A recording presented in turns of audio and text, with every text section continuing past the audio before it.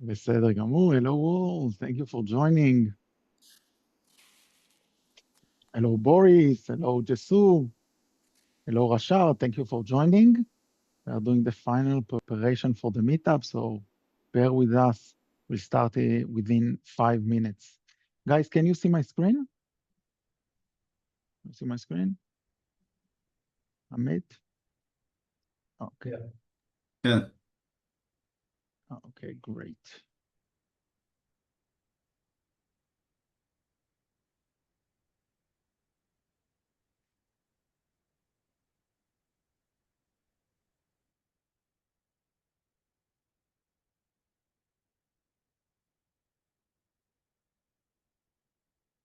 Okay, hello Gilad. Hello Ignacio, thank you for joining. Hello all. We are doing our final preparation for the meetup, so bear with us. Take your favorite drink, whiskey, tea, whatever suits you. We'll start in 5 minutes.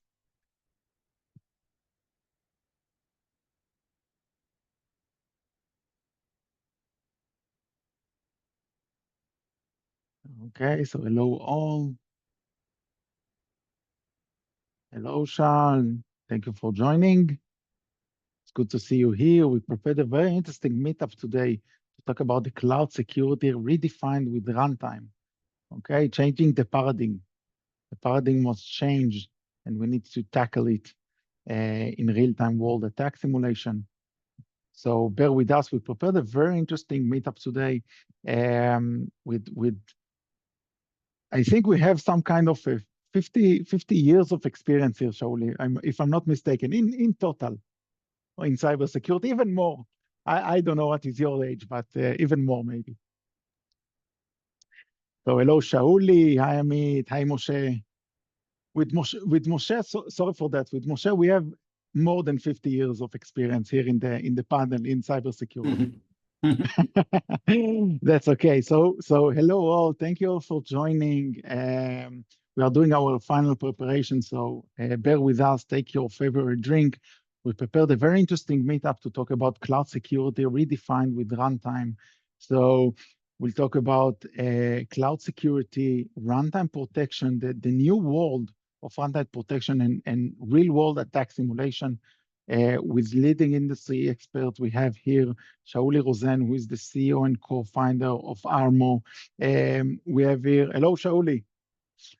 We have here Moshe Ferber, who is the chairman of Cloud Security Alliance Israel, and a close colleague of mine, I can tell you. And also we'll have Amit Schendel, which is a cloud security researcher at ARMO, with the live demo of real attack. So it will be very, very interesting. Bear with us. If you hadn't yet joined our meetup group, you have here the link, scan the QR code. It's not a scam, it's our LinkedIn page. So go be our friend. This meetup is being recorded, so it will be uploaded to our LinkedIn page. Be a friend and be up to date to our upcoming this meetup and upcoming meetups. And of course, we'll publish everything, also this meetup recording in our LinkedIn page. So hello, Yoram. Thank you for joining. Oh, thank you for that. Okay. Thank you, Ismail. Thank you for joining here. Ignacio. Hello, Guy. Hello, Fireflies. No taker. Also, we have AI participants here. I don't know how he came through, but some AI chatbot came into our meetup also. Hello, David. Hello, Boris. Hello, Bin. Thank you for joining. So we'll start. Give us 1 more minute, and then we will start. Hello, Alan. So if you didn't heard, this meetup recording will be uploaded to our meetup group. You can see our LinkedIn page. So come join our group, and you will see all this meetup recording and also previous meetup recordings was uploaded and will be uploaded to our LinkedIn page. I can see that people are joining. We have more than 21 people on the line. Hello all, thank you all for joining. We'll start in 1 minute from now.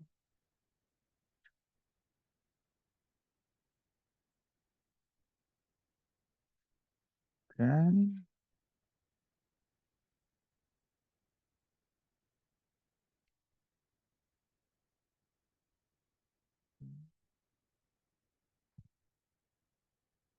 Okay, so hello all, thank you all for joining. As I mentioned, I can see many people on the line. Ziv, good evening, good morning. We are worldwide meetup, so everyone can join anywhere in the world. I hope you are all safe. So good evening to all, good morning. We prepared a very interesting meetup today. We'll talk about the cloud security redefined with runtime. So this meetup will be dedicated on cloud security, all the runtime protection and the real world attack simulation. We gather here some leaders in the industry, which will talk about variety of topics related to all the cloud application detection and response, it's called CADR. Is that correct? CADR, Shauli? The new word? CADR, CADR, yeah, everyone gives it its own twist. Yeah, correct, but eventually it's the new world, the paradigm has changed. We now need to protect or more protect and also put measurements, additional measurement into protecting the cloud environment. I assume that there is no one in the cloud who is not in the cloud environment. His environment or maybe his third parties are in the cloud because everyone went to the cloud. It's now common basic. So everyone processes data on the cloud, and we are protecting our most sensitive customers' data or our data in the cloud. We also brought here together, as I mentioned, Shauli Rozen, who is the CEO and co-founder of ARMO, and he will talk about understanding the cloud security starts and runtime, like what was changed, all the cloud of detection response, the CADR or CADR. He will elaborate on that in his presentation. We also have here Moshe Ferber, who is the chairman of Cloud Security Alliance Israel. He's doing many things. So he will introduce himself, but he's doing many things, but he's the chairman of Cloud Security Alliance Israel. He will talk about understanding the IaaS and PaaS attack vectors from ground. And we will also finish with a lecture by Amit Schendel, which is the cloud security researcher at ARMO. He will talk about cloud runtime security in practice. What is the CADR real-life attack simulation? So we'll give a real-time example on an attack. Has someone been breached, Amit? You will present like someone that has been breached, or it's a demo? Yeah, it's actually we recreated a real-life attack scenario that we caught, so it's going to be very interesting. Okay, so it will be very interesting, guys. So you will see a real-life attack simulation, how the attacker works, and of course, how to protect it. So guys, feel free to ask any questions that you have in the Q&A or the chat. Of course, each and every lecture will answer in the end of his lecture. If we won't have time, we'll answer in the end of the meetup itself, but please write your question in the Q&A. Several people ask me if this meetup will be recorded. So this meetup is being recorded and will be uploaded to our meetup page. You can go and visit our page in the QR code or in the link. So go there, join our group. You will see this meetup recording will be uploaded and presentation, and also our previous meetup. And if you want to be up to date, so come join us and see all this content. So without further ado, I do want to start with our first lecture. The first lecture we'll talk about, it will be Moshe Ferber. As I mentioned, he's the chairman of Cloud Security Alliance Israel. He has more than, I don't know how many years in cybersecurity. I can tell you that I'm in this field and I know it from the beginning. So he started from before me, and I'm 20 years in this cybersecurity field, and he's a friend and a colleague. He will talk about understanding the IaaS and PaaS attack vectors. So without further ado, Moshe, please feel free. You have the control also. We cannot hear you. You are in mute. Sorry, yeah, so perfect. Thank you very much, Lior, for the introduction, and pleasure to see everyone. Looking forward also to listening to Shauli and Amit presentations. So let's dive in instead of waiting. Let's first of all check that I can advance the slides. That's always a challenge. Yeah, seems to be working fine. So I guess after what Lior said, I cannot say that I'm 20 years old or 30. I've been in the information security business for a long time, over 25 years. But I'm here because of my last 15 years. About 15 years ago, I switched from the large, regular, traditional enterprises to our vibrant startup scene here in Israel. And about 15 years ago, what changed in the startups basically environment? The public cloud basically changed the way that we develop on top of public cloud infrastructure. And I was looking who are the major leaders, who are the thought leaders, where there could be conferences where I will learn more about cloud and its security. 15 years ago, it was very immature. So I found the Cloud Security Alliance. It was a very young organization at the time, but in the last 15 years, I've been helping the Cloud Security Alliance produce research, their education program. Also, the Cloud Security Alliance was helping other organizations like AC Square and ISACA with their cloud certification. So I'm proud to say that I've been working, I think, with almost every security community about their cloud certification. And I produce a lot of research, and here is an example for the couple of research that I've been working on with the Cloud Security Alliance. Sorry, moving it further. The security guidance version 5 currently been working on. The serverless architecture, one of the first research about how to protect serverless workloads. And we recently released the Cloud Security for Startup research, basically how startups should develop their cloud security practices. And we are here to talk about our newest research, and this is the Understanding Cloud Attack Vectors. A word about this research, and basically what I'm going to do next is review the research and the different attack vectors, but let's define a couple of words first. This research is not about software as a service. Sorry, my slides are jumping, but it's okay. This research is not about software as a service, where you can see very different attack layers, very different vendors. We chose to focus on infrastructure and platform as a service, or basically we focused on AWS, Azure, GCP, Oracle Cloud, on those are the vendors. Why do we focus on them? Very different attack scenarios from software as a service. And basically we needed to explore deeper the different components in those clouds in order to gain some insights over what should be protected. And let me explain. There are multiple frameworks that are describing cloud threats or cloud risk. Let's take, for example, from the physical security terminology. Somebody can break into your house. It could result in very different risks. You could be taking your pocket money or your car keys, very low risk. He could be taking your family jewelry, a higher risk, or he could be meeting somebody in your house, and that's a very different risk. But all of those risks and different threats are basically ending up at a very certain attack vector. For instance, an open door. An open door that is basically an attack vector that has a vulnerability. It is open. So what we did is we looked into different attacks. We analyzed multiple attacks, and we tried to understand not what the risk or the threats that were implemented, but what was the attack vector.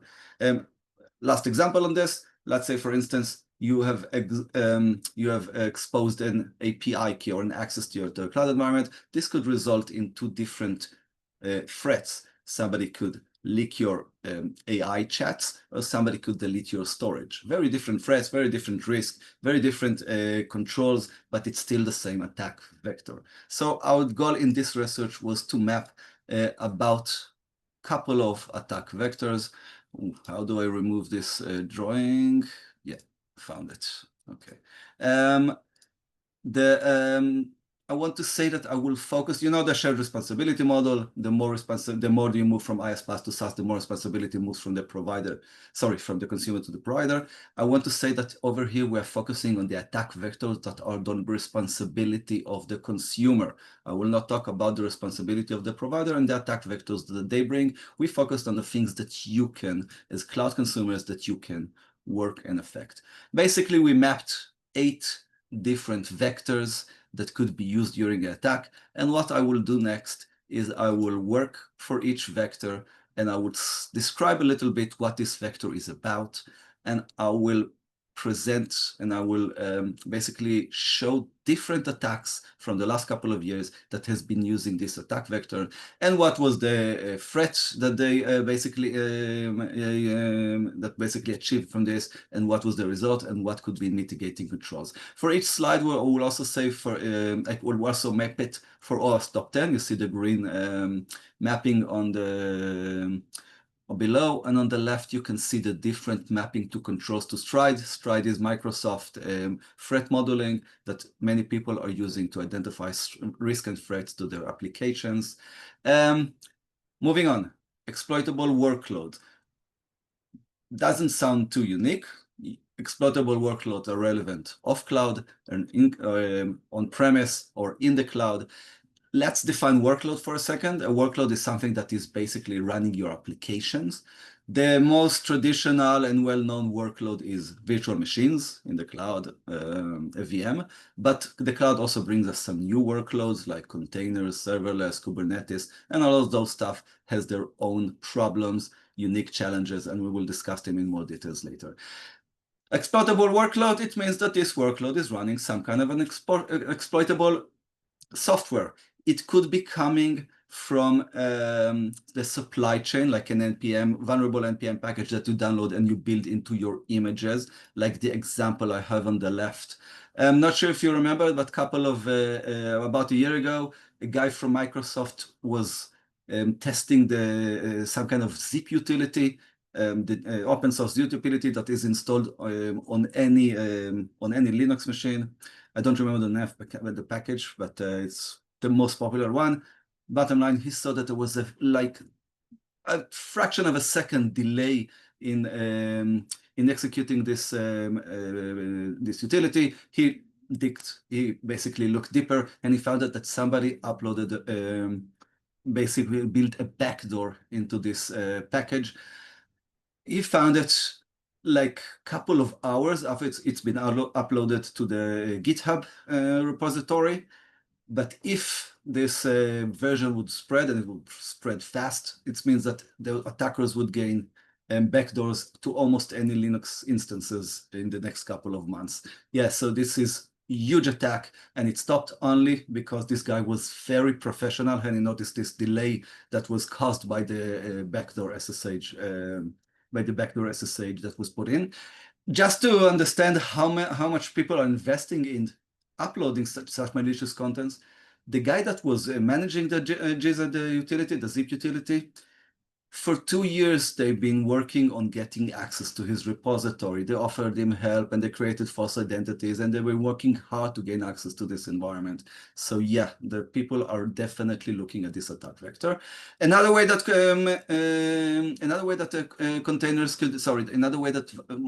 workloads can be vulnerable is basically you run a vulnerable software. It doesn't have to come from the NPM. It could be in the infrastructure. You could be misconfiguring your own infrastructure, your own orchestration platform, like the Kubernetes one, or you could be just running some kind of exploited vulnerable web server, like in the Altazian case. I want to say one thing about exploitable workload. The thing is, okay, so somebody exploited the workload, so what's next?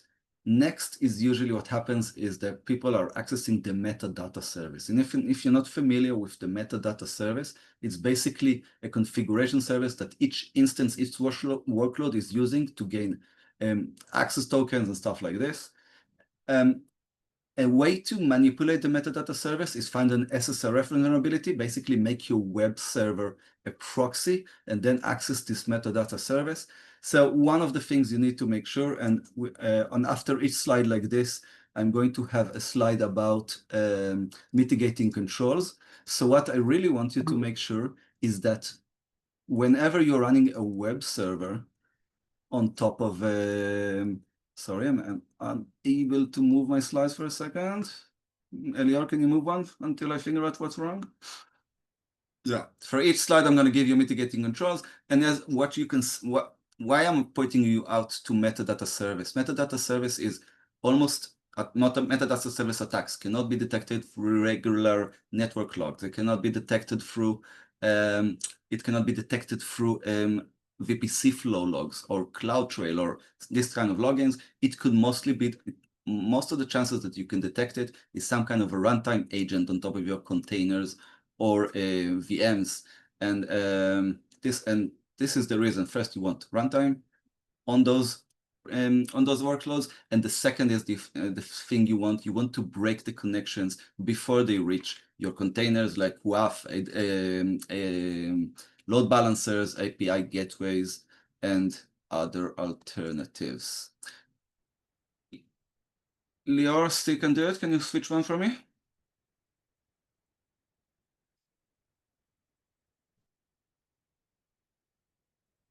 Okay, thank you. The next one is I think I have the capability to do this now. No, still not. Another thing that we want to discuss is workload with excessive permission. So let's say your instance was hacked. Somebody accessed the metadata service. Somebody managed to gain basically the access tokens or everything that is required to move forward.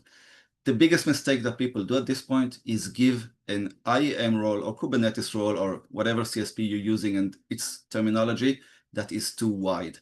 The biggest example that we have, Capital One, remember this hack a couple of years ago, somebody did an SSRF to a vulnerable web server, exactly like I described in the previous one. Then they managed to do access to the metadata service, pull out some tokens, pull out some permissions. And the biggest problems for Capital One was that the IAM role that was given to those instances was a very wide role that allowed basically browsing through many S3 buckets, object storage buckets, and not just one bucket. And basically, this is an attack that could be really avoided easily, but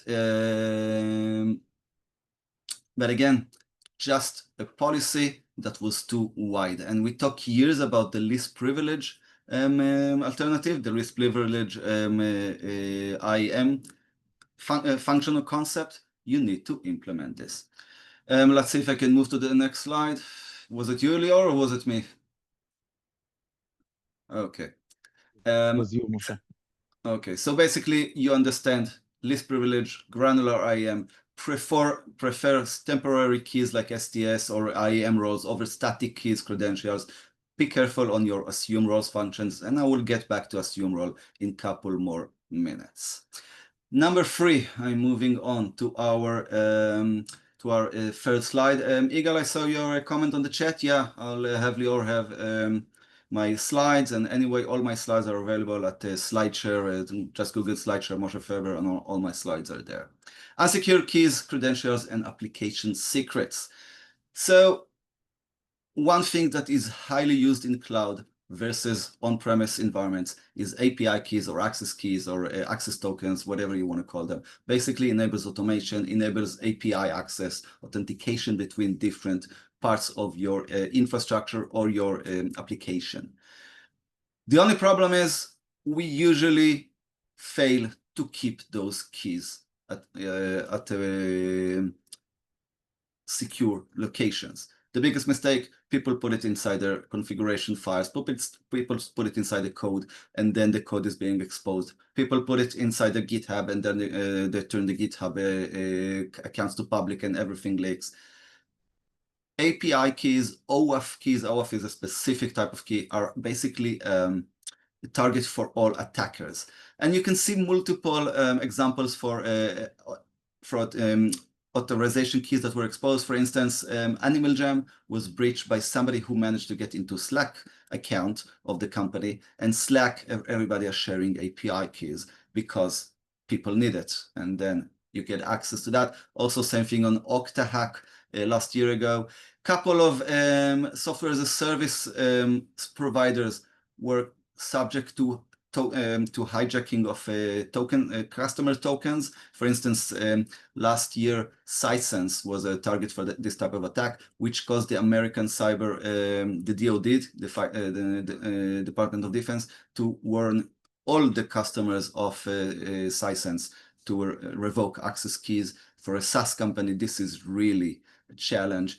Only a couple of months ago, Shauli attack basically stole access keys from GitHub and then use it to propagate to other NPMs and packages and propagate further.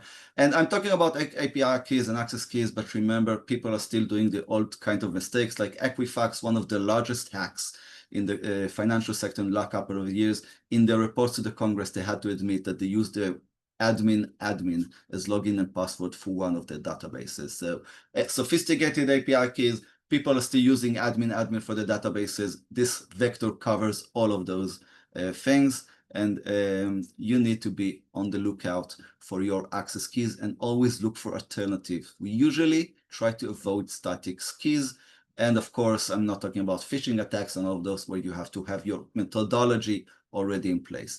Remember that in the cloud, you have so many keys. You have SSH keys and API keys and access keys, and you have digital signature keys. On all of them needs the different rotation, different policies, different mechanism for access. You need to build key maintenance policies. Moving on, sake of time, exploitable authentication authorization. On previous vector, I was discussing more on the customer side, the developer that forgets the keys inside the code, the phishing that happens to your end users. Over here, I'm talking about weak authentication authorization frameworks or a misconfiguration of the authentication scheme, not the end user mistake, not the developer mistake, but the admins of the identity provider or the authentication system mistake. Okay. For instance, you can see the new TMT cryptojacking malware. It was basically Team TNT and hacking group. They specialize in exploiting Kubernetes. What they usually do, and this cryptojacking malware that is in the headline here was using an open Kubernetes API in order to basically launch crypto mining containers inside a secure environment. Again, not a problem of the authentication keys, a problem of exposing open APIs. Just 1 month ago, a couple of months ago, somebody managed to gain access to any global admin on Azure Active Directory or Entry ID with its new name. It was never used in real time. It was never used out in the wild. A security researcher found this. It was based on an old API that was used for Exchange syncing in Microsoft previous versions for hybrid environment. Doesn't really matter. It's broke the entire authentication and authorization scheme in Azure AD and broke every MFA, conditional access, or any policy you put on your admins. And I've said that I will have focused mostly on user responsibilities, but I have to mention this one. This is not the user responsibility, this is the provider responsibility, but I have to mention this one because too many Azure AD attacks were around misusing APIs or misusing OAuth tokens. So that's a heads up for anybody who's using the services. Great service. Yeah, I'm not saying don't use it. I'm saying that you need to apply a lot of compensating controls on top of it. One last thing about IDP and authentication. We used to think that when you move to the cloud, you're mostly worried that somebody will take over your cloud environment and use it to hack to your on-premise. Couple of years ago, SolarWind campaign, remember, SolarWind was affected. Somebody somebody basically injected malicious code. It went to the customers. One of the attacked organizations was the Ministry of Justice in the United States, the Justice Ministry in the United States. When they got access to their on-premise environment, they basically, the first thing we did, the attackers, was try to do a golden SAML attacks on the cloud IDP. So we used to think that the cloud will compromise the on-premise, but the SolarWind attack showed us that sometimes the on-premise is compromising the cloud. And actually the attacker goal was not the on-premise that we thought is more sensitive, but actually the cloud service. But that's a bit philosophical. Move to the next one. I'm jumping over the controls. You can use it. You can review this in your first time, but it's not specific control that you. I'm sure you know all of those controls a long time ago. Object storage. I think object storage is responsible for about 40% of cloud incidents. Object storage, very unique storage. You don't find this in on-premise environments. It is mostly used in cloud environment. Azure Blob, Google Cloud Storage, AWS S3 is all example of object storage. Object storage has a very simple permission scheme. You can only give permissions to objects that are either in your account or in AWS account. You cannot give permissions, access, or enforcement to anything else. Now, usually your users, your business partners, your customers, they don't have an AWS account. So in the connection between the application layer that needs to serve those business users and the infrastructure user, in the gap between those permission systems, this is usually where most attack happens. This is where people fail to give proper permissions, or because they don't understand what type of permission to go, they do very wide permissions, or maybe public buckets, which is like today, I think we see less public bucket because AWS and other cloud providers really changed the way that it works. But bottom line, people often misconfigure S3 or other object storage permissions, and this is result in a big security event. Examples you can see here: Verizon had 12 million customers exposed on an S3 bucket. A lot of hospital in Seattle had a misconfigured bucket exposing medical data with everything. Airport data of every pilot, and basically from IATA, from the International Organization of Transit, basically leaked all the details of all the pilots and the flight attendants and stuff like this. All of this behind lack of proper object storage technical controls. Now, all cloud provider has tons of control, detecting controls and enforcing controls and preventative and compensating controls around object storage. You simply need to choose the right mixture for those. And moving on, third-party cross environment. It is so easy to have some SaaS provider accessing your cloud environment through a different account. You give them a role, you give them an access token, and this is also where many hacks take place. For the attacker, it's easier to attack a SaaS provider and then use his platform to attack many other customers. And all you can see here are basically different types of supply chain or third-party access.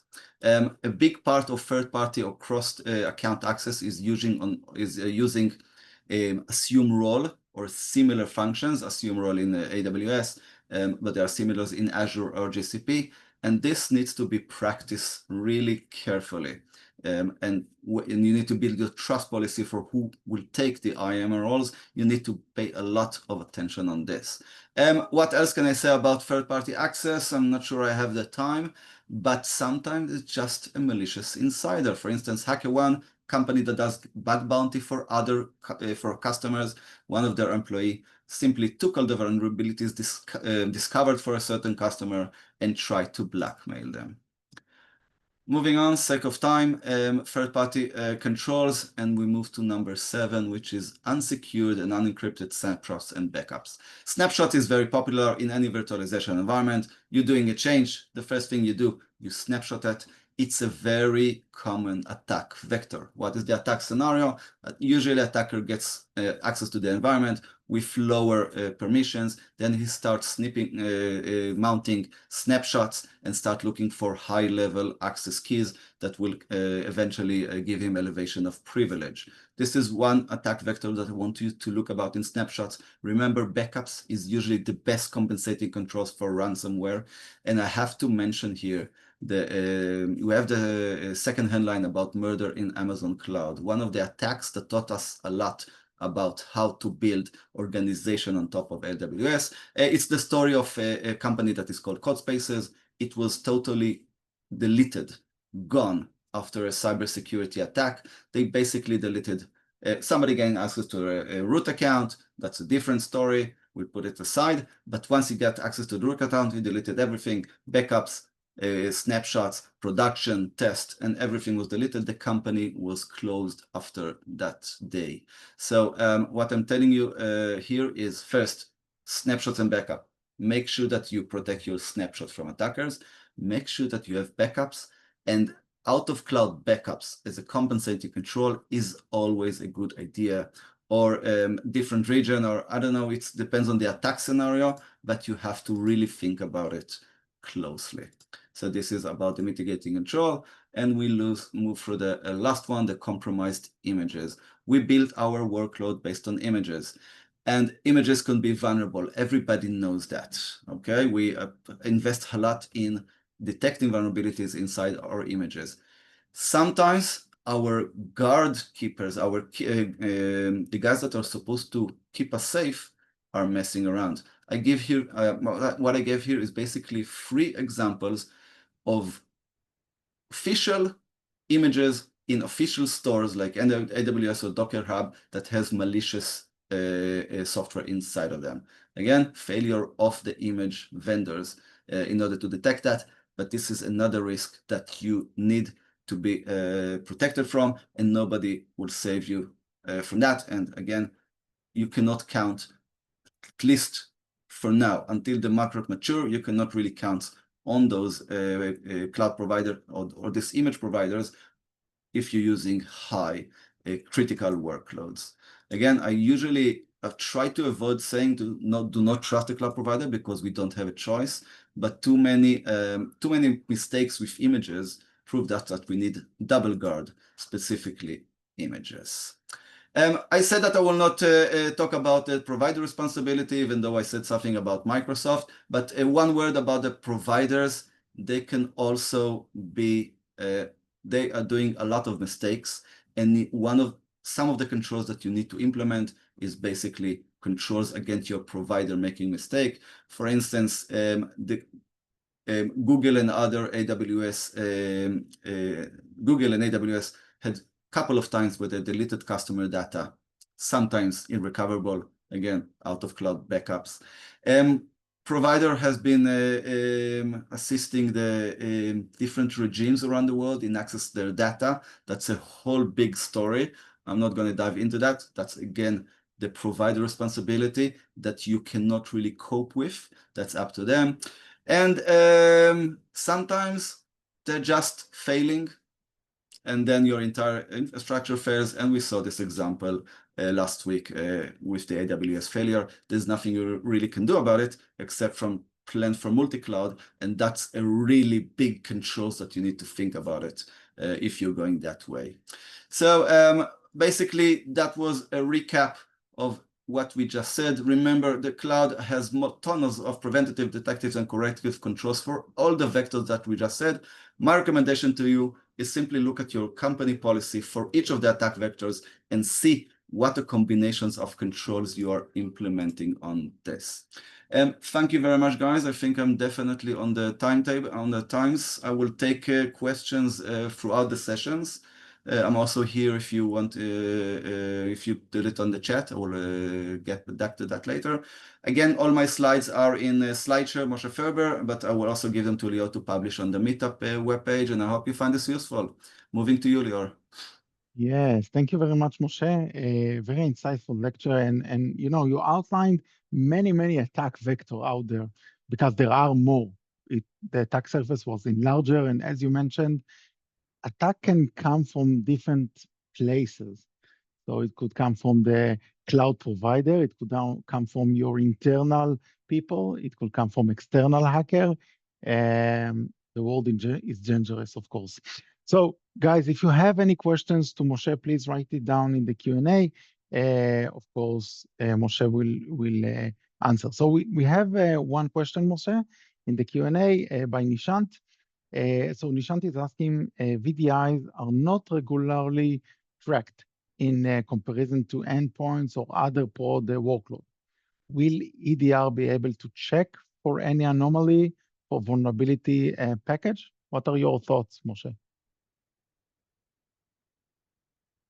You are in mute, sorry. I've muted myself already. So let's first of all, let's organize the different terminology. So we have our workloads, which is basically the containers, the VMs, and we have, and often developers are accessing those workloads through a workspace or a VDI. Okay, in AWS a workspace, and Google there's another solution that I don't remember, but I guess this is what Nishnat is meaning, that the developer is accessing the development environment through a VDI. Now, let's discuss the different attack points that could be happening at this point. The developer could be downloaded a virus into his machine. This EDR will stop. But if the developer is using a vulnerable package, the way to do this is a different solution, and this is the SCA, software composition analysis, to check the packages. Manned, Whitesor, used to be Whitesor, now it's Manned, Sneak, and basically almost all application security vendors like Checkmarx, JFrog, Veracode all have their own SCM, software composition analysis, that will check the vulnerability on those packages. Now, this is for the development phase. When you're in runtime, that's a different story. You have a runtime solution. You have something that is running and needs to be checked for EDR. Over here, also, EDR will probably not detect the vulnerabilities running on your machine. It could detect maybe the exploiting these vulnerabilities, but if you want to make sure that that you don't have components that are vulnerable, you usually go to container runtime solutions that I'm sure we will hear about it in the next couple of lectures, or you go to some kind of a VM runtime solution similar to that will check what type of packages are really loaded into the memory and if they are vulnerable. That's part of the shift right approach. The first thing I described was check the packages before you download them. That's shift left. Do this at the developer table. That is traditional. We are now moving into more detection at runtime. Make sure that the package is really loading to the memory in order to say that it's vulnerable, and that would be container runtime and other solutions on top of that. Hopefully I answered that. That was a long answer. Yes, thank you for that. It was very understandable. And as you mentioned, there are several attack vectors that need to be handled accordingly. By the way, Moshe, you mentioned that the AWS outage last week. What are your thoughts about that? Because I know that many companies just stop working. So stop providing their services. Website was downloaded. People cannot connect to their children's. There were a lot of bad thing, or let's say, like, at least it's some kind of a denial of service AWS created. So what are your thoughts about it, and what could be a mitigation? Because availability is one of the things that we as a security professional needs to handle nowadays. Yeah. I say there are two aspects for this. First of all, you're running on AWS. How do you make sure that your workloads are not affected by that? Second, you're using providers that fail, and that is a different story. If you're on AWS, there are ways that you can minimize the fact that US East is shaking. US East is basically the source for many global services. We say them global, but they're actually coming from US East. So when US East is down, a lot of global services are down. So you, first of all, don't be in US East with your workloads. It's the worst place to be. Second, what is down is usually, for instance, it's not that the IAM service is down, only new users are down. So you cannot replicate new users. So basically, you can, if you build your application correctly, you can still live and be stable when US East is down. You cannot issue new users, or you cannot launch a new DNS records. But most of your environment will be okay. I wouldn't go for a multi-cloud solutions like people are saying, unless a very specific need. One word. Sometimes your provider on top of AWS and they fail. People stop working because the Slack stopped working, not because the workload stopped working. And that's a supply chain thing that you need to work on. Not sure that is the solutions, but that is back to supply chain and things that we know about supply chain and evaluating the provider and what will happen if they fail. Okay, got it. By the way, I think it's part of an SLA agreement with the customer, the cloud provider, and the customer. So if you are purchasing any service from your cloud provider, try to understand what is the SLA. If you need to put some sensitive service in several availability zones in order if someone is full or there is an outage or something like that, immediately you can go to another availability zone that might be a solution. But choosing multi-cloud, you will not at this stage would not recommend to use multi-cloud architecture because it's always good to have many cloud architecture. However, you are losing the technology and needs to adapt to each and every cloud environment. Perfect. Okay. Yeah, I agree.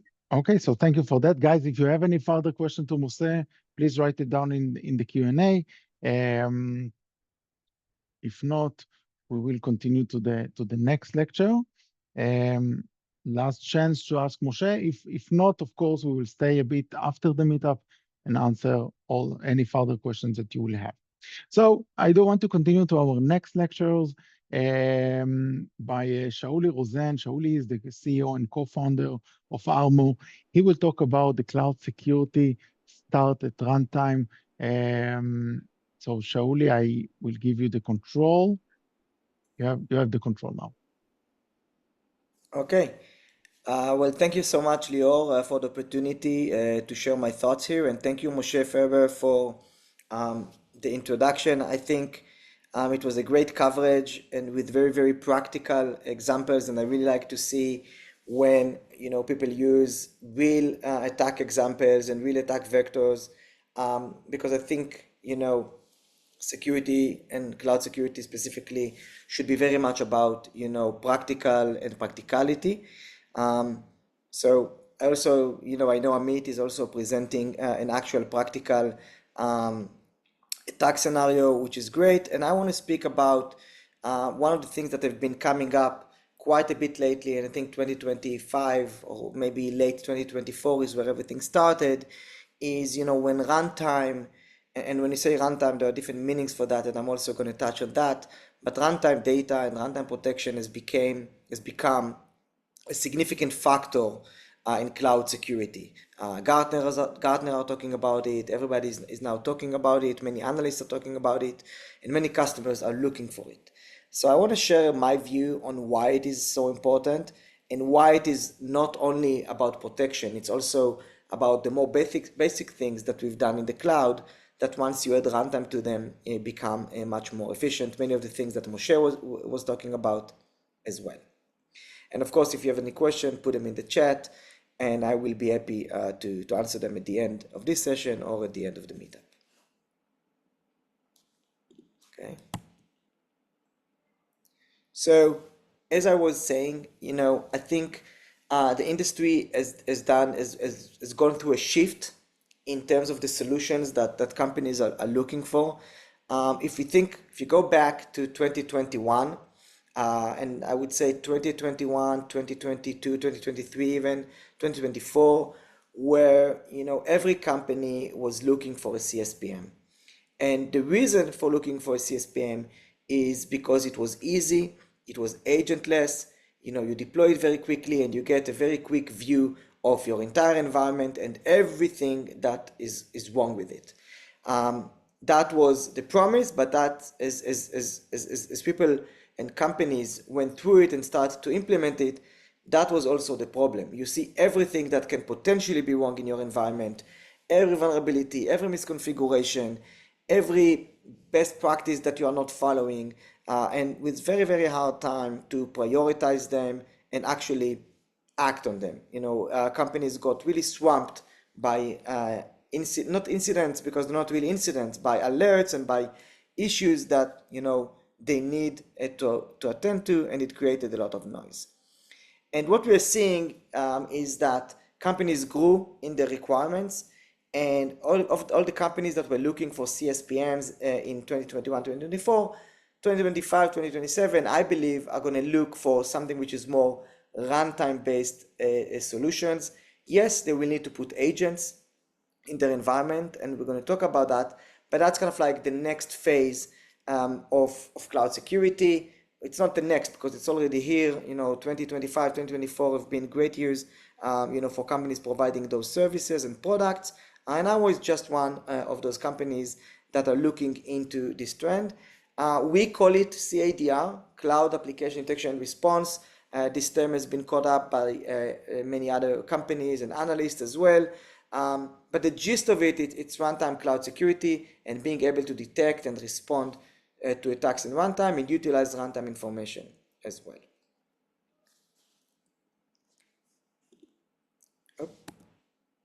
So I spoke about what I call the cybersecurity pyramid of needs. As companies grow mature, they become more needy, right? They become more sophisticated in the needs that they have in terms of cybersecurity. And the more advanced you get, and again, if you go back to 2021, everybody wanted to cover the basics, and I completely understand, starting with a CSPM agentless solution where everything is shift left. It was a great promise. Let's kind of like be very, very secure from the get-go. But as issues start to rise and work starts to accumulate, and you see that you are getting into a chase around your tail that you cannot manage, companies started to think about ways to prioritize all of those issues and became more sophisticated in the requirements. And then after you solve that, you get even more sophisticated in the fact that, okay, now I want my last line of defense. Now I want my runtime detection and response, and I want something that will actually prevent an attacker from getting into my environment, because I know that no matter how much I chase those kind of like shift left vulnerabilities and issues, I will always eventually be vulnerable one way or another. So that's, as you go up this pyramid of needs, an agent-based solution is becoming more and more required. And this is, I'm quoting someone else that I don't want to quote him because, we might not like it, but in general, no attacker has ever said, oh no, they scan for posture, right? That's like, all the attackers know you scan for posture, but they also know that no matter how much you scan, something is gonna be open. So you really need a solution for that as well, and I think that's what we are seeing more and more in the market.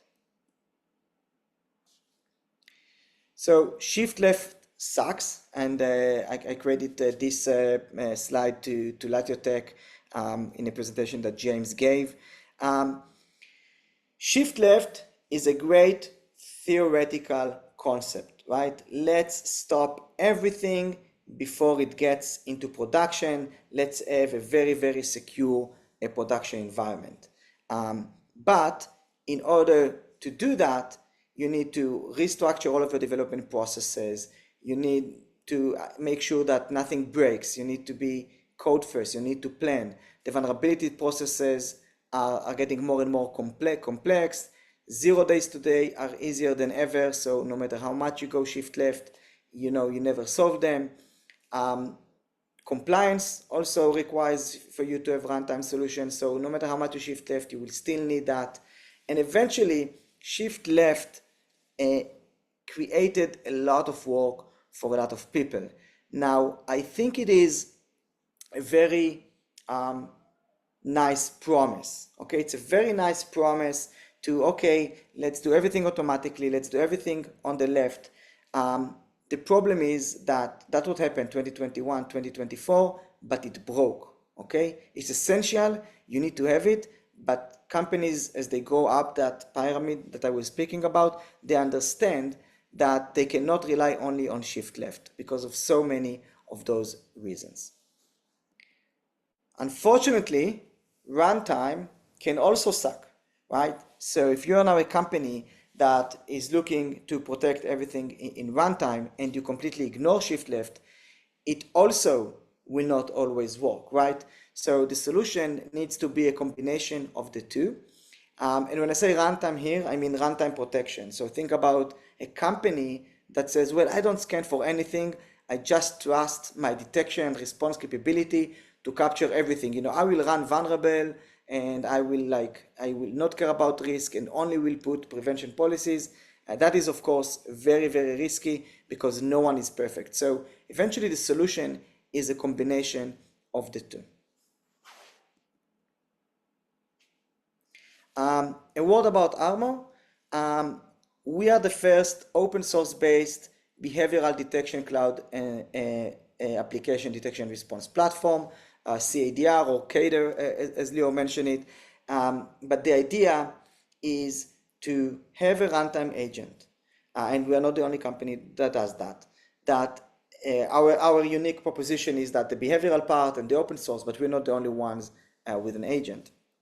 And to have that runtime data really help you to solve the reasons why shift left sucks, and also solve the reasons why runtime sucks, and to kind of address both of them by adding more information and more context into the way you do cloud security, you do security compliance in the cloud, and everything that you do in the cloud. And I think Moshe also mentioned that when he talked about exploitability, what's in the memory, what's not in the memory. ARMO is behind an open source project, an open source sensor, which is called CubeScape. It's the fastest growing sensor in the world these days. You can see the growth against some of the other open sources. It is installed in many, many places, and it is an official cloud native computing foundation project these days. I encourage everyone. It's open source, it's completely yours, you can deploy it, you can use it. ARMO is an extension on top of it, like our enterprise version, but CubeScape is completely open source, community driven, and we've seen great adoption to it. And I encourage you to go and look it up. These are some of the companies that we know are using CubeScape as an open source. The idea that we are preaching in ARMO is that no attack in the cloud, and Moshe, you mentioned it in so many different ways. You talked about different attack vectors and the different vulnerable items that can happen in your attack, and how even if you think about the teams, we've seen application security teams and infrastructure security teams actually merging together because everything is becoming mixed together. You can almost not separate between what's infrastructure and what's application, these days. And who really doesn't care about what's application and what's infrastructure? The attacker, right? They don't care about the shared responsibility model. They don't care about whether you have infrastructure issues or application issues. They will do whatever they need to get into your environment.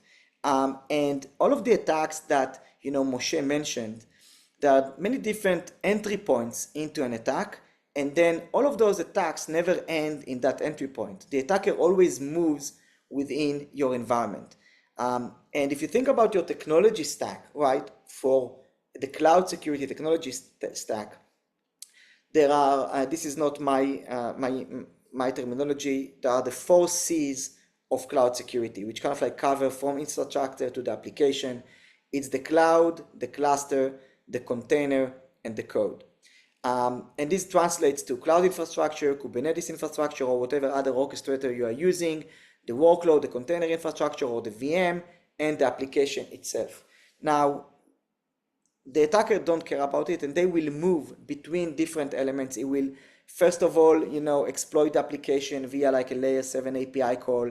It will create some kind of anomaly, escape into the container, identify a Kubernetes, account token, create an API call, get into your S3 bucket, get data out of it, go outside to download and attack a suite or something like that. So the attacks are always, they continuously cross those different layers, and whatever you put in your environment with the objective of understanding an attack in your environment, we believe in ARMO that really needs to tell a story across all of those infrastructures and tech layers, because no attack is single dimensional. So what we believe is, and any attack that you run today that goes across all of your infrastructures, the alerts will go out. Okay, alerts will go out. Your EDR will send you a ton of alerts, your CDR will send you a ton of alerts. Many alerts will go out, but no one will tell you a story, or none of your existing tools will tell you a story about what's happening. And what we have realized is that visibility is no longer the issue. The issue is explainability. Can you explain to me what's happening in my environment? And we come up with this term, which is explainability is the new visibility, and prevention is the new response. We see more and more companies and more CISOs looking for active response, active solutions to threats in their environment. I had one CISO that I spoke with a couple of months ago. It really struck me when he said, I'm stopping to pay for visibility. I don't need more visibility. I need actions. I need something to happen in my environment. If a platform is not giving me a resolution and an action, I'm not going to pay for it. There is enough open source, and he's actually right. There is enough open source out there.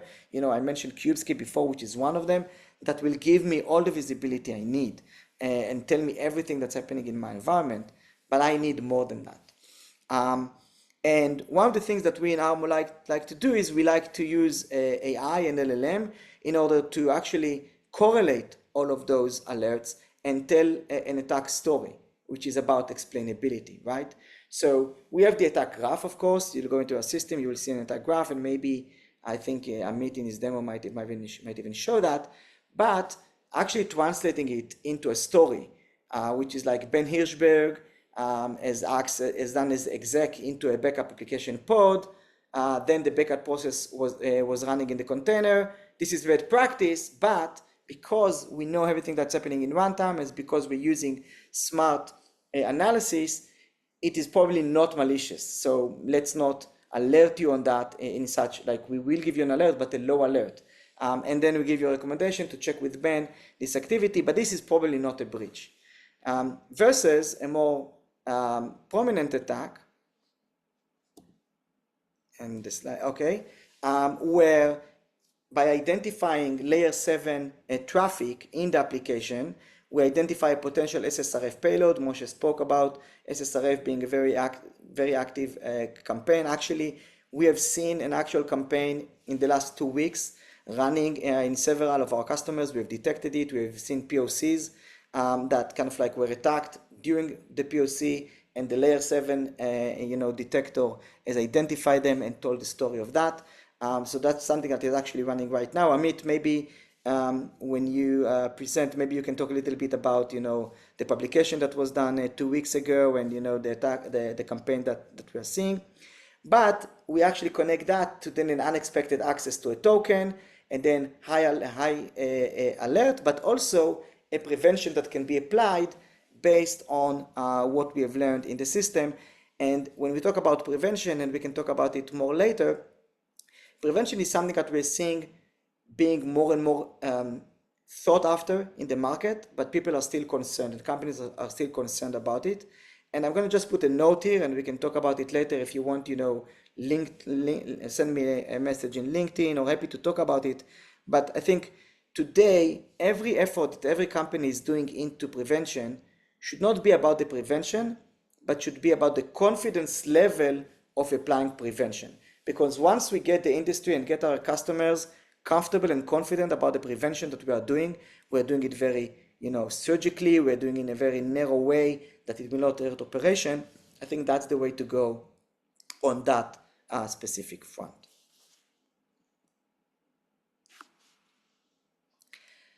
We believe, so this is not a general slide, this is about ARMO. We believe that runtime is the key to everything when we're talking about cloud security, both for posture and for detection and response. But just runtime data without behavioral analysis on top of it, we believe is not enough. Because anything, like if you think about the way EDRs work and the way detection and response work these days, 80% of what is done is rule-based. There is a specific rule, and if it gets violated, you get an alert. That is no longer the case once AI comes into play and AI is starting to identify weaknesses. And like today, you need to assume that any application you are running has a zero-day attack. That's, in my mind, you should be paranoid, and that's the state of mind should be. Any application that is running has a zero-day vulnerability in it that I don't know of. The problem is that all of the rules that have been created have always been created after the fact, right? An attack happens and then a rule is created, which is very not effective for 0 days and unknown attacks. And that's why we believe runtime analysis and behavioral analysis and identifying changes in behavior of applications and the way the application behave among themselves, among other applications and the infrastructure, that's the key to actually detecting and respond to actual modern attacks that we're seeing in the market. So we did a survey about the state of runtime and security, and I just want to share with you the results and kind of like try to understand how to deal with it. So in general, the average incidents, true security incidents in a company was 7 in the last 12 months. It was really interesting that no one had 0. Any company that we spoke with in this survey, it's over like 300 companies, had some kind of an incident, and the average was about 7, the minimum was about 3 in their cloud environment in the last 12 months. It doesn't mean that data was stolen, but some kind of real incident has happened. Out of that, they also get about 4,000 security alerts every month. So think about it, 4,000 security alerts every month for about 7 incidents. If you divide those two together, it is about 6,500 alerts per incident. It's crazy and it's clear why you can't manage, but it also shows you all of those alerts are alerts of things that really happened in the environment, but it underlines the idea that explainability is a new visibility. Telling me everything that happens in my environment is easy. Telling me what I need to know about what's happening in my environment, that's hard. And I think that's the battlefield. That's where we are fighting as companies against adversaries in the cloud. I'm going to skip this because I feel like we are starting to run out of time. I have like about 10 more minutes, I think. I will say that, given the number that I just shared about the 6,500 incidents, alerts per incident, no surprise that alert fatigue, false positives, and fragmented visibility with many tools are the top issues when actually managing mean time to detect and mean time to respond.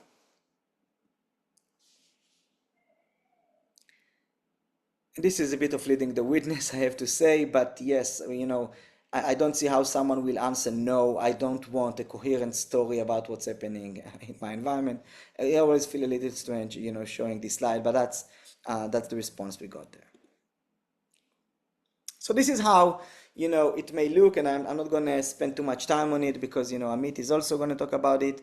But in the actual system, that's usually how attack stories usually look, either like a graph or a timeline or an AI generated kind of like prompt with everything that's happening that you can investigate. And usually it needs to cover what happened, what was the attack flow, what are the key details, why it's important, etc. So the topic of this, if you go back right to the start of this discussion, is that cloud security starts with runtime. And it doesn't say that cloud security starts with runtime detection and response. It says runtime. And that's where I want to take a pause for just 1 second and explain that different people talk about runtime in different contexts. Runtime, if you talk about runtime protection, runtime detection and response, it really means to detect and respond to an attack while it is happening in runtime, and maybe even better to say in real time. Versus runtime data, which is the data that we learn from your application that are running right now in production or in different areas, and using that data to do security. And when we talk about runtime data for security, then you go past that shift right, shift left. You cross that barrier and you start to use runtime data for the shift left as well. And that data is very, very useful for shift left in order to prioritize issues and more often than not, deprioritize issues that are not relevant. And I'm going to give some examples about it, but I think Moshe also referred to that in his presentation. So when we think about how to use runtime data in cloud security, let's think about what is your role as a security practitioner. And I apologize ahead for simplifying things, but in my mind, as a security practitioner, all of our work eventually boils down to three things, right? We want to identify and focus on risk. So we want to measure the risk in our environment and know what is the risk of our environment. Phase one.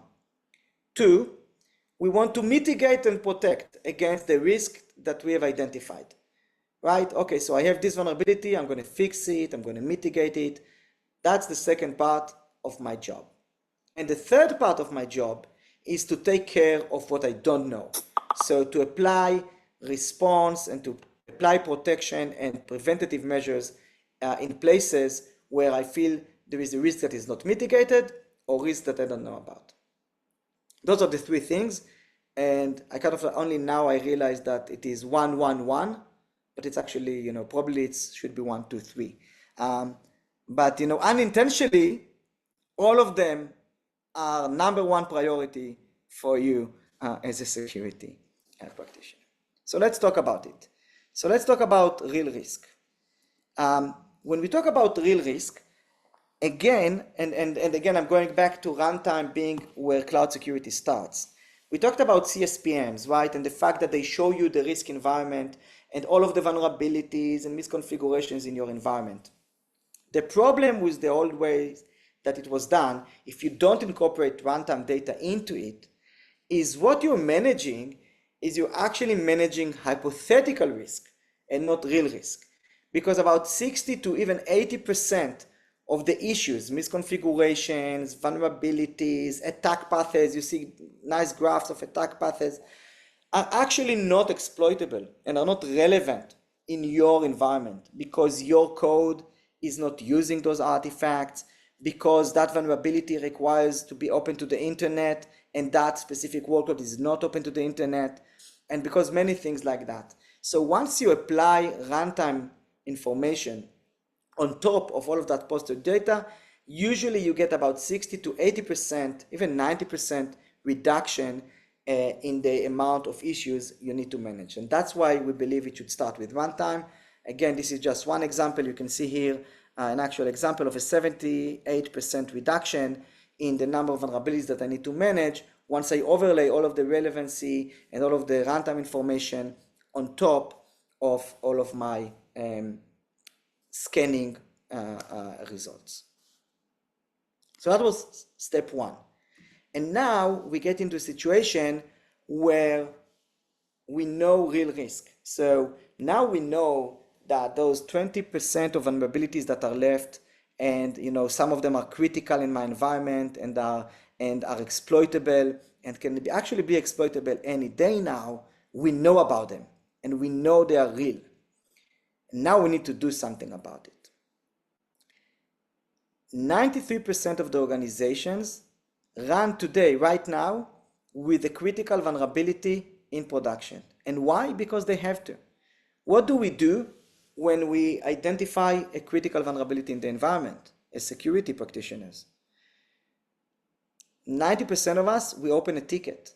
We open a ticket to the developer to upgrade a version, to change a configuration, to update a library, etc., etc., etc. And we might be very diligent about it, and we might be pressuring them, and we might have a policy that any critical vulnerability needs to be solved in 2 days, but there is always time between the identification and the actual resolution of an issue. And what companies almost never do these days is prevention.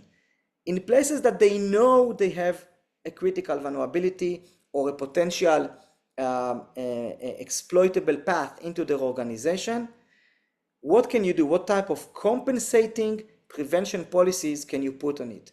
And we have today, we have the technology to actually put preventative policies in the environment. We can use SecComp profiles, we can use network policies, we can use agents that are actually very specific. And if you have a workload with a vulnerability that in order to exploit it requires a specific function and a specific system call to be created, you can actually block that specific call. So it becomes better, and we can do it with more confidence. And I think that is one of the things that companies are mostly underutilizing today. And this is just how it looks in the ARMO platform. And finally, right, apply detection response everywhere else. Because if we took care of the risk that we know about, we need to put some kind of a blanket solution on all other places that we don't know about it. And I said it before, and I'm going to say it now again. Today in the AI area, where AI attackers are using AI to actually find exploitation and penetrate organizations, I believe the state of mind of any security practitioner should be that we assume every application has a zero-day vulnerability in it.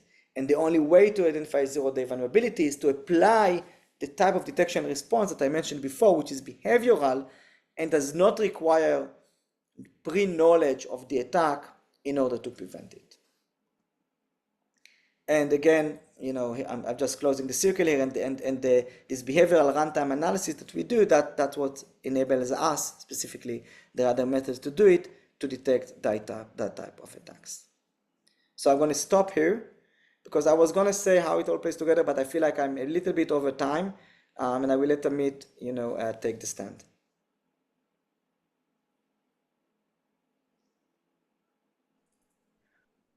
Thank you, Shauli. We have time if you want to conclude. Well, just to kind of like conclude, I'm going to do it very, very quickly. Putting everything together is like you have your crown jewels, you identify all of the potential, configurations and vulnerabilities in your environment.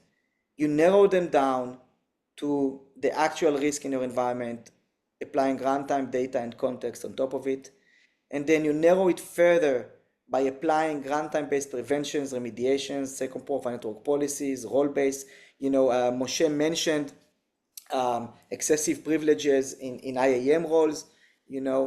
Let's see what those IAM roles are really doing and just give them what they need. It's a very, very good best practice. And finally, applying runtime detection and response everywhere else to protect your crown jewels against zero-day attacks and the unknown. So now I'm really done, and thank you so much. Thank you very much, Shauli. It was very insightful.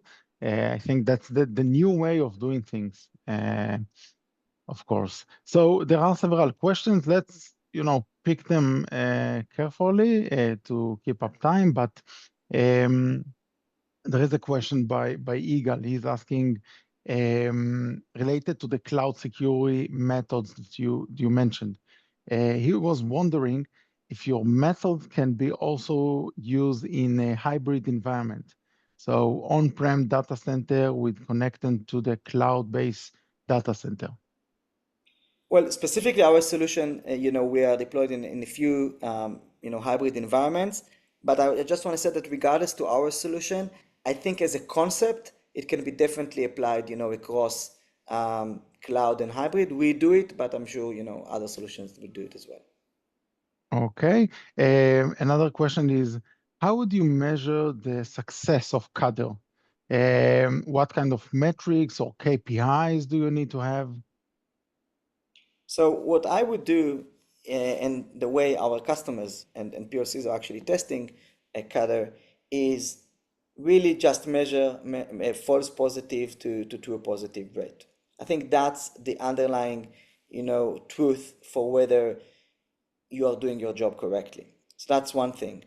The second thing is prevention, the capability to actually prevent attacks and they happen, like honestly, we have seen maybe 80% of the, well, not 80, I might be exaggerating, 70% maybe of the companies that we work with, have experienced the prevention taking action, in runtime to an actual attack, especially in the last couple of weeks with this campaign that has been running. So you should see very, very quickly or relatively quickly the impact of your CADR in your environment. Okay, that's several KPI. I assume that each and every company also had their own like internal KPIs, what they Yeah, of are course, I measuring could. success, but Yeah, that's and in a of high course, you level. could always go back to the, MTDR, Mhm. mean time to detect, mean time to response, of course, um, hours of time spent on resolutions and stuff like that. Okay. Thank you very much for that. I have one more question. Nishant is asking the shift left dynamics of spending 20% time to uproot 80% value or subverting the risk actually changes when runtime metrics are populated, where traceability and reachability against particular exploit provide deeper insight. I think that's not a question. I think that's an It's answer, more of an an insight than a understanding. question, but it's Yes. completely correct, and Nishant is completely right, and that's part of what I'm preaching, so I can't object to that. It's very true. Yeah, so the underlying understanding is that it's a different length on the both shift left and right left. Both might be correct, but as you mentioned, going to runtime, it's a better understanding what's going on rather than chasing false positives, as you mentioned. Yes. Okay, guys, if you have any further questions to Shauli, please write it down in the Q&A and chat or any other lecture. We will answer in the end of the meetup. So thank you very much, Shauli. Very insightful lecture. So I do want to continue to our next lectures. And the last but not least, Amit Schendel, who is a cloud security researcher at ARMO. He will give us a cloud runtime security in practice, the CADR real life attack simulation. So he promised us, and now we will keep up his promise. So I'm stop sharing from my computer. You can do it from yours, Amit. Sure. Send your request to share if you can. Okay, thank you.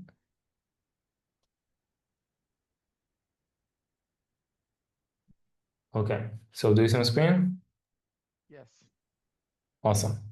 So hi everyone, and thank you, Lior, for inviting me today, and thank you, Shauli and Moshe, for the great intro to the subject. Now, as Lior mentioned, we're going to do a live demo. So we're going to show you like how it looks like from the attacker perspective, and then also from the defender perspective when trying to do like a forensic research after the attack. So for this demo, what we did is we actually took a case that happened to one of our customers, where he has been attacked by some adversary in his environment. He had an AWS environment. Inside this AWS environment, he has a EKS, a Kubernetes cluster, and he was running some web app in this Kubernetes cluster. And this web app contained a vulnerability that an attacker could exploit, and the attacker did exploit, and we're going to do the same. Now, once the attacker exploited the vulnerability in the web application, it was obviously like external facing, so the attacker could access the web application. But once the attacker got a foothold in the web application, we noticed that it didn't stop there, but the attack also, I would say, did a lateral movement. The attacker did a lateral movement into the AWS cloud through the node IAM role. So it's very common that in Kubernetes environments, DevOps and developers, they configure permissions to the pods or to the nodes to talk to the AWS services. So let's say you have some sort of application that is deployed in Kubernetes, and you want the application to be able to access S3, for example. So you configure a role to the node, And then every pod that is running on this node can talk to the S3. Now, of course, this is kind of a bad practice, because if an attacker has access to the pod running on the node, automatically has permissions to talk to the AWS. So we are going to recreate this scenario. And the way we're going to do it is that we're going to abuse this web application. Now, this web application is called change detection. It's a very simple web application. Basically, what it does is that you can monitor for changes in websites. So for example, I have the Y Combinator websites here. So anytime there is a change in the website, a notification will appear here. And actually, this website is open source. So the vulnerability that we're going to exploit is CVE 2024-32651. Okay? Now this vulnerability is critical, 10 out of 10 in the CVSS score. And the reason it's so critical is because it is very easy to exploit, and it gives you a remote code execution. So just to do like a quick overview of the vulnerability before we start. So we're talking about a server-side template injection vulnerability in the Jinja 2 template engine of Python. Basically, what it means is that assume the following. Let's say you have a website, and it's very common that in web development, you want some content to be loaded dynamically, right? So for example, you want to print to the screen, hello, and then the name of the user.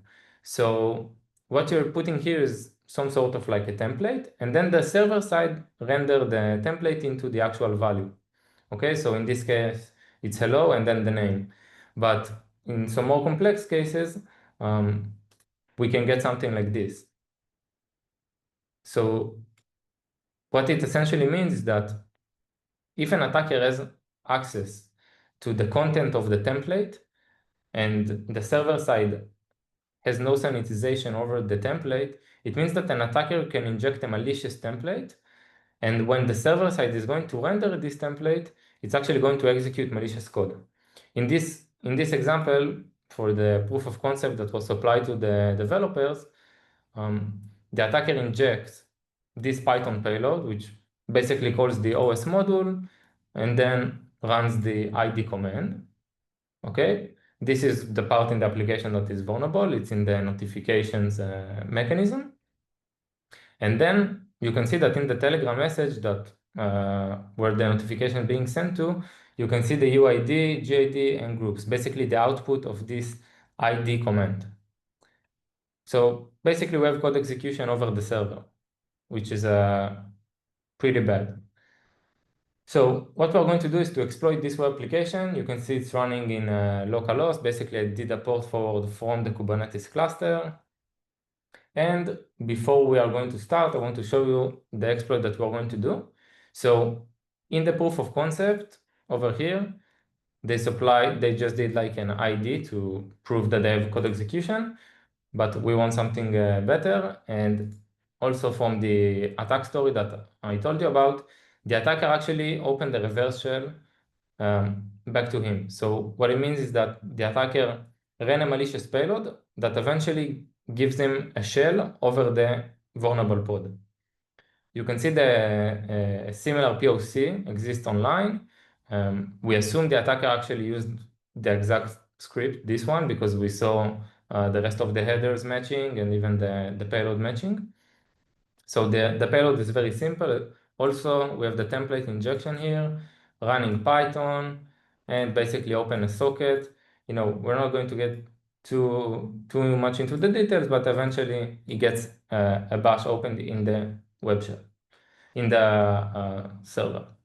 So just a recap, we are here the attacker. We are going to attack this web app. Once we have a foothold here, we're going to try to move to the AWS. And basically, we're going to demonstrate the concept of CADR. Why? Because we have a cloud, we have the application, we have the container, and if you remember the 4 C's, right? So it's the cloud, cluster, container, and code. And we're going to see where the code is going to be involved. Okay, so enough with the intro. Let's start with the attack. So I have this Kubernetes cluster running over here. I've deployed the application. Everything is ready. And now we're just going to run the exploit that I just showed you. Okay, I have it over here. But before I run it, let's open a listener to the reverse shell. So I have my VPS listening on 888. Now we are going to run the exploit. Again, the server-side template injection. We can see some things being sent, and voila, we have a shell. Awesome. So basically, we are on the pod of the application.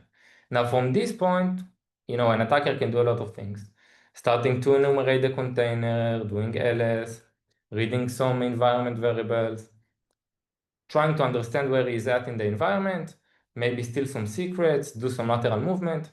Of course, for the sake of the demo, we are going to do things pretty straightforward, but for example, one very common, I would say, attack vector in Kubernetes is that in every pod, by default, you have the service account token mounted. Now, this token is very important in Kubernetes because using this token, an attacker can talk to the Kubernetes API server, to the control plane, and therefore do many actions.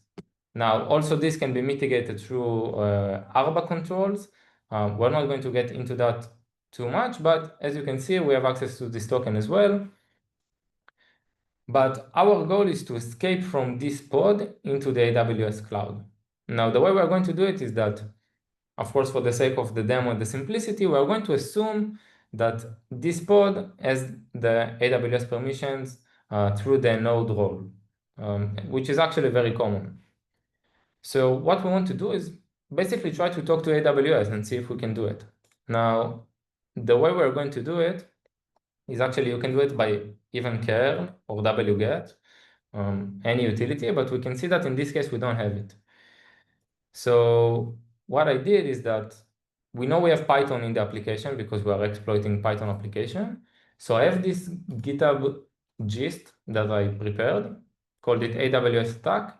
It's actually a very simple Python script. It doesn't do much, but it actually talks to AWS using the bot3 library. It's a Python library for communicating with AWS. What we're going to do is try to create a user for us in the cloud and to enumerate some S3 buckets of the cloud account. So we don't have curl, but we want to download the script. So we know we have Python. Of course, we can use Python for everything. So I have this payload that I prepared in advance. Basically, very simple payload. It's just using request, downloading this GitHub gist. And of course, we need the bot3 library. So we're going to install it inside the application as well. Okay, this might take a second. Now, this is very common, by the way, that an attacker will try to download some external tools into the container. And also, it's very good for an attacker, to install as less things as possible, to have less footprint. If I can use things that are on the container, it's better if I can use, the built-in utilities. And like if I have Python and I don't have curl, so, let's utilize Python, why not? And even Shauli mentioned, the behavioral thing, right? So, Python is supposed to be running in the application. So even if some solution will try to hunt me, using Python is okay. Now let's run this script. Now this script is going to try to talk to AWS. It asks for a username to create. We're going to call it demo hack. Okay. Now it's automatically creating the user. It's giving it some S3 read access and is attaching the IAM policy to the user. Now we can see the user was successfully created. Now the script starts listing some sensitive buckets of ARMO. Okay, so this is like just to show the actual attack.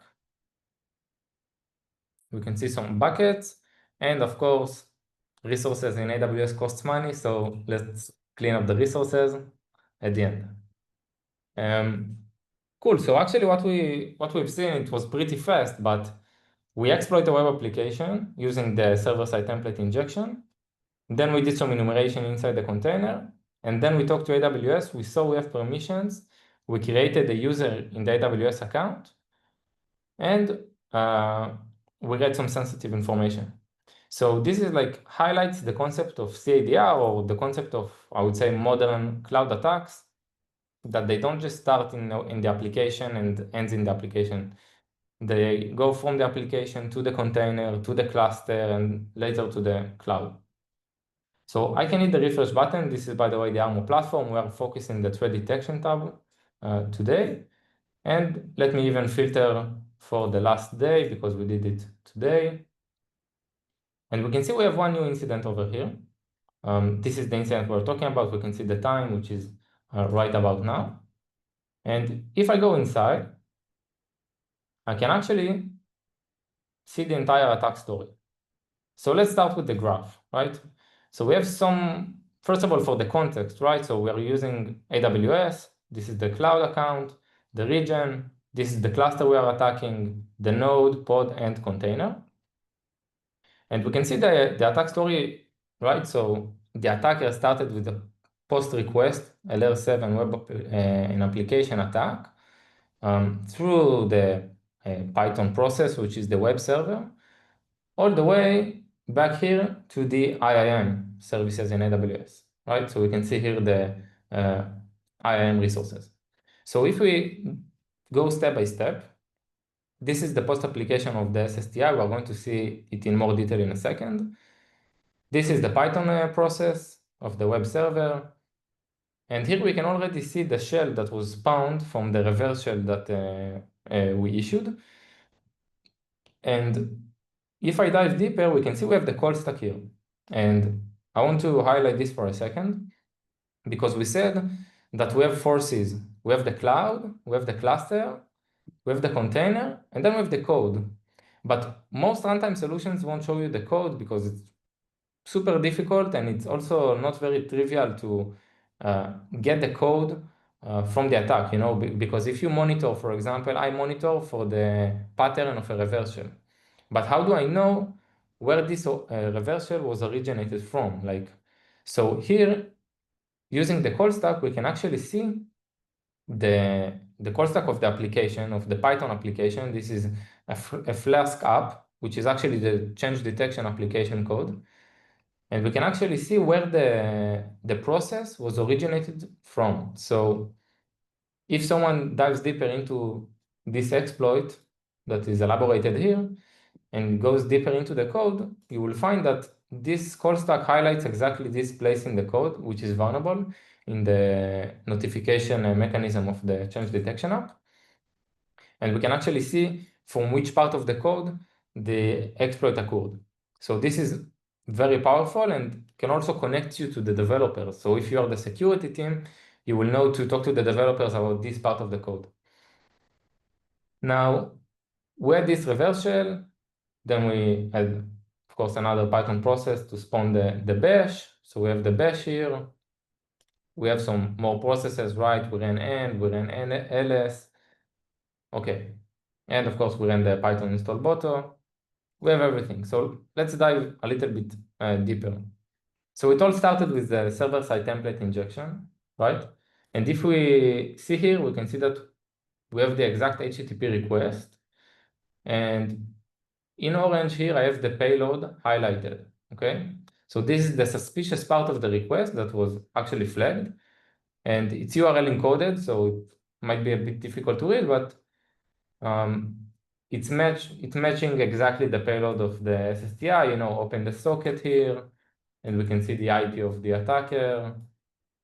So it all started from this server-side template injection.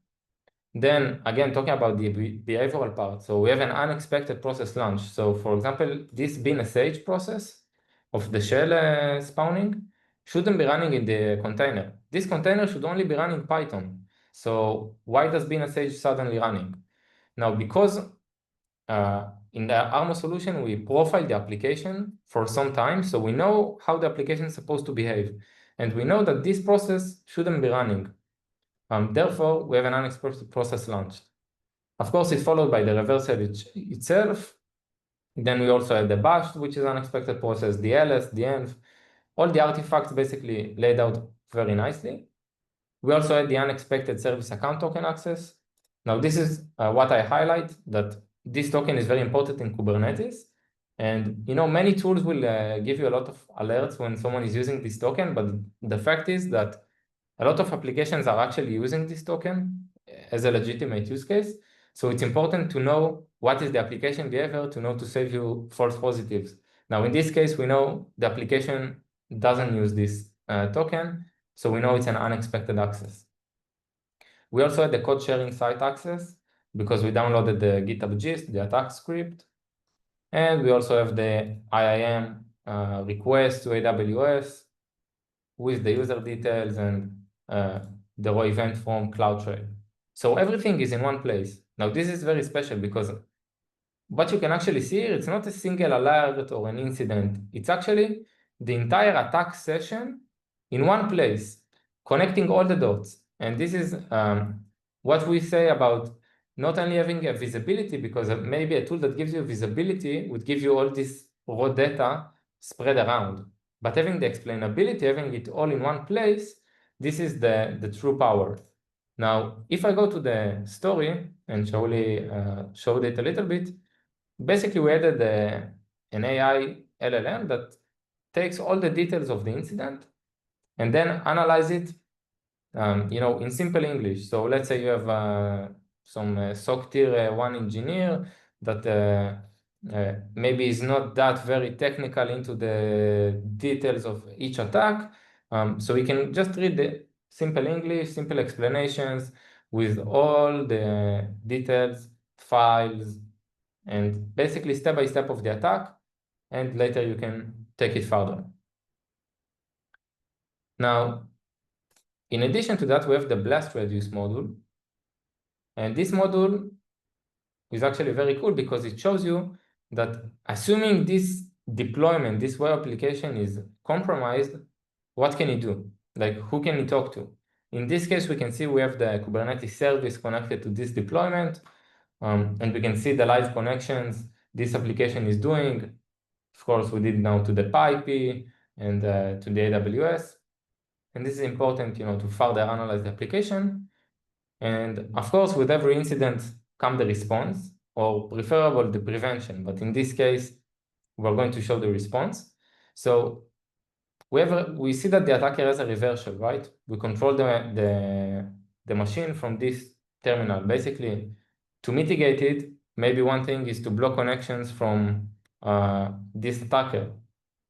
So what we can do is that ARMO using the learning, the application profile, basically the behavioral data, we can automatically generate a network policy for this workload. Now we know this workload should only be talking to these IPs and nothing else. So in one click, I can click apply network policy. It will apply a Kubernetes network policy into the cluster. I'm going to click apply. Okay.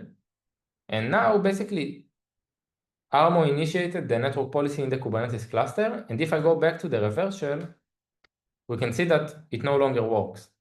Because basically this is the power of network policy in Kubernetes. By default, all the pods are able to talk to all the pods, even if they are in separate namespace. There is no network segmentation in Kubernetes by default. So it's very important for your applications to apply network policies. And we actually think this is more of a prevention mechanism than a response mechanism, because actually this is something you can do in the what we call shift left, right? Because as you scan for vulnerabilities and other things, you can also generate network policies for your applications and in advance block those malicious network connections. So just to show you that, we have the prevention module, we have the namespace. You can filter by the workload, and we can see that for this change detection application, we just applied the network policy. Awesome.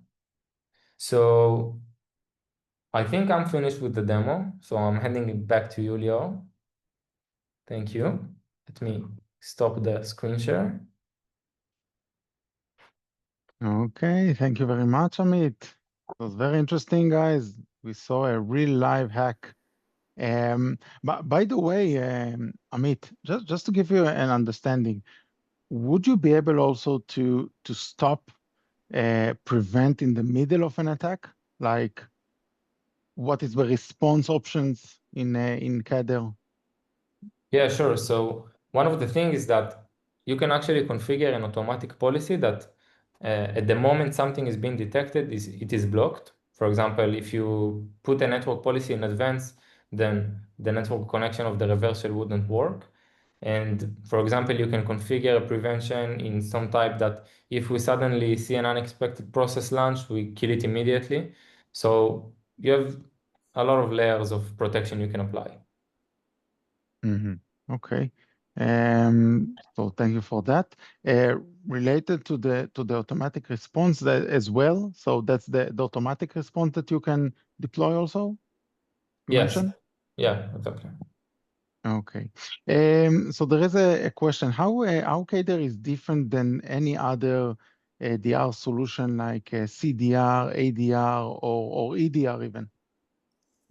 Yeah, so I think the true power of CADR, which basically combines CDR and ADR, is that, as we saw, when an attacker, like in 2025, attacks a cloud environment, it doesn't attack only the cloud or only the application. It's very common to see this cross movement between applications and cloud and containers.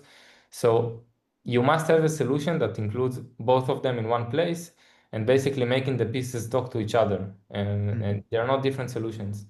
Now, comparing it to EDR, EDR is more in the endpoint part. It's more of like if you have like Windows host in your environment. So it's kind of different, but we can think of the way EDR, I would say, dominant the sector of endpoint solutions. CADR is probably the equivalent in cloud. And who is actually responsible for the CADR from your perspective? Is it the SOC, cloud security team, DevOps, application security? So it's actually can be very different from, depends on the organization and their main capacity, but it can be any one of those. Like the platform is very intuitive, even for DevOps and DevSecOps, and for the security engineers, as we saw with the call stack, for example. So they have the actual code they can highlight to the developers. Um, so it's kind of flexible, but I would say it's probably more suited for the security teams. Okay, understood. Okay, guys, if you have any further question, I can see that Ziv is raising a hand. Ziv, do you want to write your question in the Q&A or chat? So guys, if you have any further questions, please write it down in the Q&A and or the chat. We will answer all your questions, of course, now for each and every lecture. We will answer your questions. Thank you, Amit, for your insightful demo. It was very interesting to see that how you can stop a real attack on runtime. That's a wow. Okay, so guys, please, if you have any question, write it down in the Q&A or chat. Okay, there is a question by Ziv. I assume it's for you, Amit. What you mentioned, is it a serverless or it has to be agent installed? Like what is your deployment method? Yeah, so for the Kubernetes solution, it's deployed as an agent on each one of the nodes. It is based on our open source sensor, which is Kubescape. And for the cloud, we also have some type of a sensor, which is running actually in a Lambda function, similar to the serverless method. But to do like a real runtime security solution, you must have an agent in place. I think somewhere around last year, the rest of the industry also realized it, because if you look 2 years back, many people supported the agentless solutions, which, as Shauli and even Moshe mentioned, they are good, but you cannot have a real-time protection with an agentless solution, right? Because how would you catch the attacks that we saw with an agentless? It's not possible, definitely not in runtime. Okay, thank you for that. Guys, if you have any further questions, please write them down in the Q&A or chat for any of our lectures. They will be more than happy and willing to answer your question. Also, the lecturer present their contact information, so you can maybe contact them via LinkedIn or email as they presented. So we'll stay a bit more to answer your question if there are any. And related to the session recording and also presentation, so we will upload them in the coming days to our LinkedIn page. You can go scan the code. I've shared the link in the chat, so feel free to connect, and you will be updated with these session recordings. And of course, any updates on our next meetup. So of course, stay tuned. Thank you very much, Adas. Thank you for your input. So guys, if you have any further questions, please write it down in the Q&A or chat. We will answer. If not, take it one-on-one with Shauli. Shauli will be more than willing to assist you. There are several people in the chat who saying like, can we test it in our own environment? So Shauli and his team will take it, of course, with you. You can contact him or Amit, feel free, after the meetup. So I think there is no questions. Moshe, do you want to summarize this meetup from your perspective? Like, what will be your points of conclusion? Like, give us the last line or the final tips and tricks of securing the cloud from your perspective. Well, I think we basically summarized the point well, that we started from basically trying to evaluate a cloud environment because we didn't trust it. We scanned it, we prepared, we tried to build everything from the shift left approach because we didn't trust what our developers will do.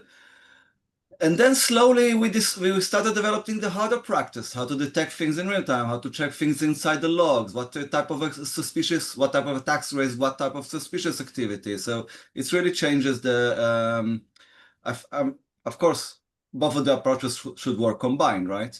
It's not instead, but both of those approaches are basically, I think, give better transparency, give better visibility, and I think even better prevention than most on-premises environments. I think the level of visibility and the level of control that we demonstrated there is usually hard for that. And I know that the cloud debate on-premise was supposedly determined long time ago, but I think it still rises here and then. Especially AWS outages causing these discussions a lot. So again, this shows how the power of the large platforms and the tools that we develop around them can really create safe environments. And thank you, Amit. It was fascinating to see the demo, and thank you, Shauli, for the insights. Thank you, Lior, Yes. for organizing this. Yes, of course, of course. I can tell one sentence from my end, Moshe, and I finally realized that it's part of the defense in layer approach. So the shift left and the right shift is actually combining as part of defense in layers of the cloud environment. So both are a must. That's my takeaway. Shauli, do you want to share your final conclusions from the meetup? Like, what are your last sentences? Also, we have a last question from Scott. Sorry for interrupting. Yes, of course, we will read it. Shauli, please take your thought, and I will afterwards read the question. Yeah, it always, I think the questions made me, it's always good to hear the questions and see, what is bothering people and, what's top of mind. I think this notion of random security, it's a bit of a crusade, like for me, right? And then for many companies in my field, because we believe there is a big thing that is left on the table, big technology that is coming up and not everyone is aware of. So it's always great to kind of like preach about it, of course, and talk about our passion. And I would just like to thank everyone who joined, and Moshe and Amit, of course, that contributed from their knowledge. And yeah, looking forward to stay in touch with everyone. Okay, thank you for very much. And Amit, your last but not least conclusion from the meetup? Yeah, I think the main thing is that people are super used to the shift left, and in my perspective, coming from an offensive security background, having the runtime solution is super important. And as Shauli mentioned, the attacker doesn't care if you scan your workloads, but I care if you have an antivirus and which one. Okay, thank you for that, guys, and thank you very much for this insightful meetup. I answer privately on the question that was raised. If you have any further questions, take it with those great guys and expertise in cloud security. You can contact Moshe and Shauli and of course Amit directly. You can Shauli Rozen on LinkedIn. I'm probably the only one that will come up. Just send me a message and happy to speak with anyone. Of course, thank you for that, Shauli. So guys, thank you very much for participating. Thank you very much for your lecture, Moshe, Shauli, and Amit. I learned several things that I will take into consideration even tomorrow. So guys, thank you very much for participating, for coming to the meetup, and stay tuned. Go connect to our page and stay safe. Thank you very much, guys. Thank you. Thank you. Bye Bye-bye. for now. Bye-bye. Bye-bye.